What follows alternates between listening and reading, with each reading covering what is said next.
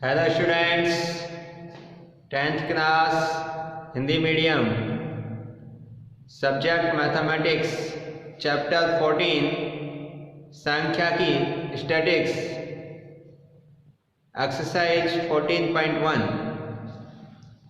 देखिए भाई, हमने चैप्टर 14 का इंट्रोडक्शन कंप्लीट कर दिया था और इसके सभी की पॉइंट मीन फाइंड आउट करने के यानी कि माध्य निकालने की विधियां, जिसकी तीनों विधियां थी प्रत्यक्ष, कल्पित माध्य और पग विचलन और माध्यिका बहुलक। इनको ज्ञात करने के सभी सूत्र हम नोट कर चुके थे। आज हम 14.1 एक्सरसाइज स्टार्ट कर रहे हैं, जिसका क्वेश्चन नंबर 1 है, विद्यार्थियों के एक समूह द्वारा अपने पर्यावरण संचेतना अभियान के अंतर्गत एक सर्वेक्षण किया गया, जिसमें उन्होंने एक मोहल्ले के 20 घरों में लगे हुए पौधों से संबंधित निम्नलिखित आंकड़े एकत्रित किए। प्रति घर माध्य पौधों की संख्या ज्ञात कीजिए। माध्य ज्ञात करने के लिए आपने किस विधि का प्रयोग किया और क्यों? देखिए भाई, कोई एक सर्वे किया गया कि प्रत्येक घर के अंदर पौधों की संख्या कितनी है और किस घर में कितने पौधे हैं। उसके लिए आपको एक टेबल दे रखी है। इसमें क्वेश्चन नंबर 1 देखिए, यहां पर इस प्रकार से है पौधों की संख्या, पौधों की संख्या, और दूसरे कॉलम में दे रखी है घरों की संख्या, घरों की संख्या।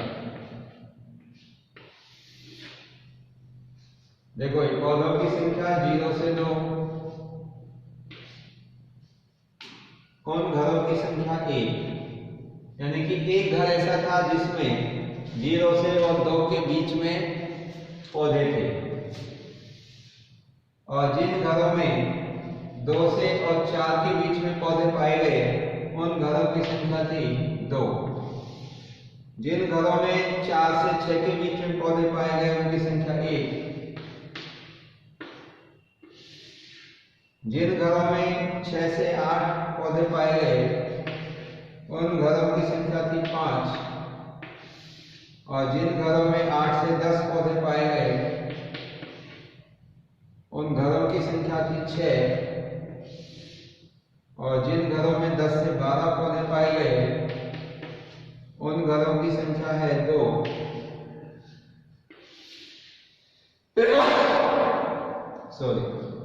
और जिन घरों में 12 से 14 पौधे पाए गए उन घरों की संख्या है 3। तो ऐसे करके ये 20 घरों के अंदर एक सर्वे किया गया और इनमें आपको माध्य पौधों की संख्या ज्ञात करनी है।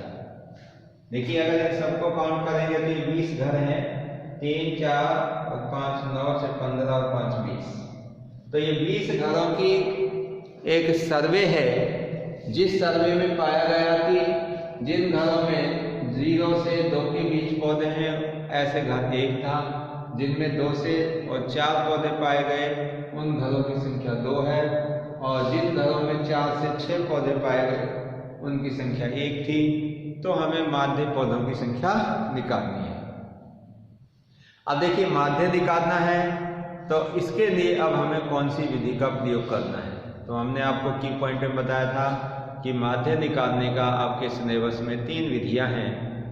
शुरू में थी फर्स्ट प्रत्यक्ष विधि, सेकंड थी कल्पित माध्य के द्वारा, और तीसरी थी पग विचलन विधि।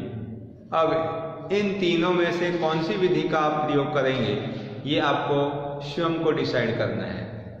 देखिए, इसका मैं एक छोटा सा आइडिया बता देता हूँ।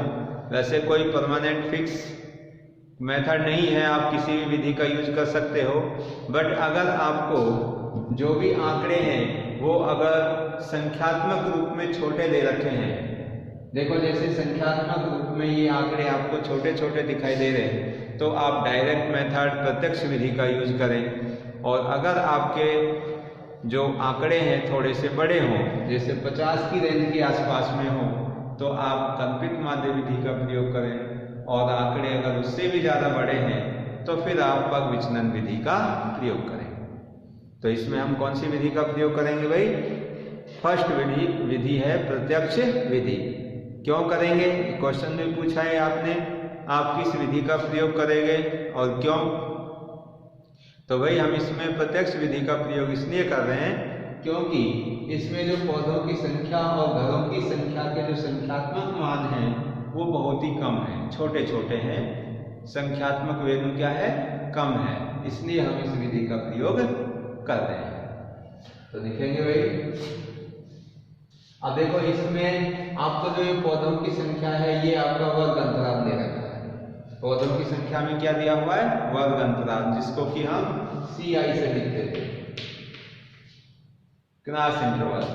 और जो घरों की संख्या है वो आपकी फ्रीक्वेंसी है, जिसको हम FI से रिप्रेजेंट करते हैं। तो ये FI हो गया और ये CI हो गया। अब हमें इसमें प्रत्यक्ष विधि का प्रयोग करना है, तो प्रत्यक्ष विधि में माध्य निकालने का जो सूत्र है x बार बराबर sigma FI XI upon sigma FI। तो FI तो हमारे पास में है बट XI नहीं है। XI क्या है? XI जो हमारे क्रॉस इंटरवल है इनमें बीच की वैल्यू होती है, मिड वैल्यू या मध्य की वैल्यू, जिसको हम वर्ग चिन्ह के नाम से भी जानते हैं। कौन सा चिन्ह भाई? वर्ग चिन्ह। और वर्ग चिन्ह कैसे निकालते हैं? ये लोअर लिमिट है, ये अपर लिमिट है, दोनों को जोड़कर 2 से डिवाइड कर देंगे तो वर्ग चिन्ह आ जाएगा। तो XI कैसे निकालेंगे भाई? तो XI के लिए हम कॉलम बना देंगे यहाँ पर,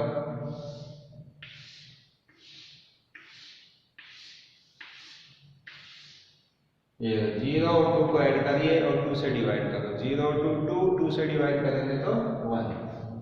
इधर 2 और 4 को ऐड करेंगे तो 6, 2 से डिवाइड करेंगे तो 3। ऐसे इनको ऐड करेंगे 10, 2 से डिवाइड किया तो 5, इधर 7, इधर 9 और इधर 11 और इधर 13। तो ये क्या आ गया हमारा भाई? XI आ गया। क्योंकि प्रत्यक्ष विधि में x बार कैसे निकालते हैं?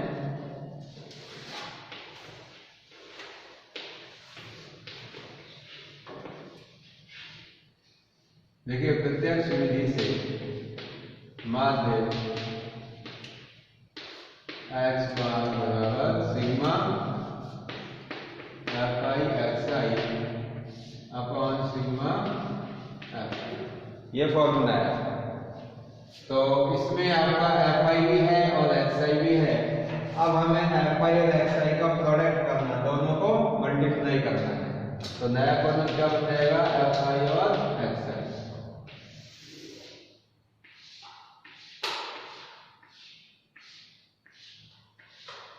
देखिए भाई FI और XI को मल्टीप्लाई करेंगे तो ये FI रहा, ये XI रहा। तो 1 को 1 से करेंगे तो 1 ही आएगा, 2 को 3 से करेंगे 6, 5 को 1 से करेंगे तो 5, 7 को 5 से करेंगे तो 35, इसको इससे करेंगे तो 54, इसको इससे करेंगे तो 22 और इसको इससे करेंगे तो 39। तो ये आपका आ गया FI और XI। इसके बाद देखिए आपके सूत्र में FI और XI के आगे साइन लग रहा है सिग्मा, और सिग्मा का क्या है? सिग्मा का क्या है? जोड़ना। तो FI और XI को क्या करेंगे? हम जोड़ करेंगे। तो देखो ये सिग्मा FI XI निकाल देंगे तो 1 और 6 7, 7 और 5 12 और 5 17 और 4 21 और 2 23 और 9, ये हो जाएगा आपका 32, कैरी 3 और 3 6, 11 12 13 और 3 16, ये आ गया 162। अब इसके बाद क्या है? Upon sigma FI summation FI। तो FI का सम करना है आपको, जोड़ना है FI को। तो इस FI को अगर हम जोड़ेंगे तो देखो जो ये वैल्यू आई थी ये तो किसकी है? समेशन FI XI की, और ये वैल्यू किसकी आ जाएगी? समेशन FI की। तो देखिए भाई इसको भी जोड़ देते हैं। जब इसको जोड़ेंगे तो कितना आएगा? 3 4 9 15 और 20, कितना आ गया? 20 आ गया। तो समेशन एफ आई कितना आया 20 और समेशन एफ आई एक्स आई कितना आ गया 162 और ये सारी वैल्यू किसमें रख देंगे हम इस फॉर्मूले में रखेंगे। तो X bar is equal to sigma F I X I की वैल्यू है वही 162 और समेशन एफ आई की वैल्यू है 20। आप देखिए इसको कैंसिल कर देंगे तो ये आपका कैंसिल हो जाएगा 2 से, तो यहाँ पे आ जाएगा 10 और यहाँ पे आ जाएगा 8 और 1। अब एक नीचे 0 1 के बाद पॉइंट आ जाएगा, आंसर बन जाएगा x इक्वल टू 8.1। तो माध्य पौधों की संख्या कितनी आई भाई 8.1 पौधे।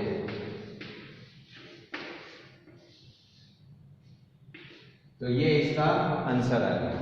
अब इसमें आप कारण क्या लिखेंगे कि भाई हमने इस विधि का प्रयोग क्यों किया, क्योंकि इसमें जो पौधों की संख्या और घरों की संख्या के जो संख्यात्मक मान है वो बहुत ही कम है, छोटे छोटे हैं। तो रीजन भी लिखेंगे प्रत्यक्ष विधि का प्रयोग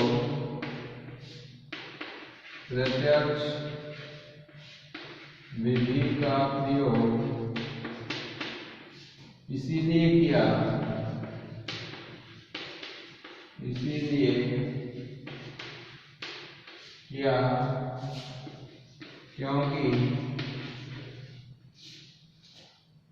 क्योंकि पौधों की संख्या और घरों की संख्या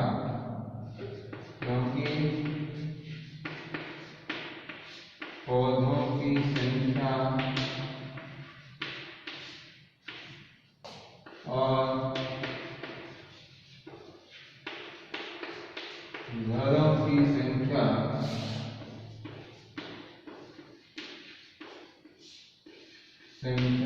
के संख्यात्मक मान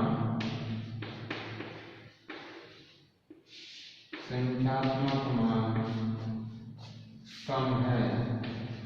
कम का मतलब छोटे छोटे हैं,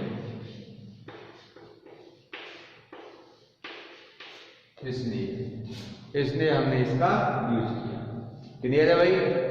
तो ये जो क्वेश्चन था हमने उसको प्रत्यक्ष विधि से किया। अब इन्हीं के अंदर इन्हीं डेटा में आप कल्पित विधि का भी यूज कर सकते हैं, पग विचलन का भी कर सकते हैं। तो यहाँ से जो भी आगे के क्वेश्चंस हैं 14.1 के सभी का सेम तरीका है, सेम मेथड है। आप किसी भी विधि का प्रयोग करके और माध्य ज्ञात कर सकते हैं। लेकिन मैंने आपको तरीका बताया कि अगर आपके आंकड़े छोटे हों यानी कि 10, 20, 30 तक की रेंज में हो तो आप इस डायरेक्ट विधि का प्रयोग कर सकते हैं। और अगर इससे ज़्यादा बड़े आंकड़े हों यानी कि 50 के आसपास में या 50 से ज़्यादा हो तो आप कल्पित विधि का प्रयोग करो। और ज़्यादा ही बड़े हों जैसे 100 की रेंज में हो या 80, 70 की रेंज में हो तो आप पग विचलन विधि का प्रयोग कीजिए, क्योंकि इनका कोई पर्टिकुलर फिक्स कोई क्राइटेरिया नहीं है कि भाई ये हो तब ये करेंगे। तो आप अपने विवेक से ये डिसाइड करें कि हमें किस मेथड का यूज करना है। क्लियर है भाई। तो इस प्रकार से इस 14.1 के सभी क्वेश्चंस आप करेंगे। सभी का सेम मेथड है, एक ही विधि है जिससे हमें इनको करना है। तो आप प्रत्यक्ष विधि का यूज करिए या फिर कल्पित माध्य विधि का या फिर पग विचलन का। तो इनमें 14.1 के जो भी डेटा हैं इनमें आपको माध्य पूछा है। तो सभी क्वेश्चनों का हमें माध्य निकालना है, इसलिए ये सेम टाइप के क्वेश्चंस हैं। और यहाँ से जो आगे आपका माध्यिका और बहुनक बचा हुआ है उन दोनों के क्वेश्चंस हम नेक्स्ट क्लास में सॉल्व करेंगे। तो आज बस इतना ही। So thank you and thank you very much.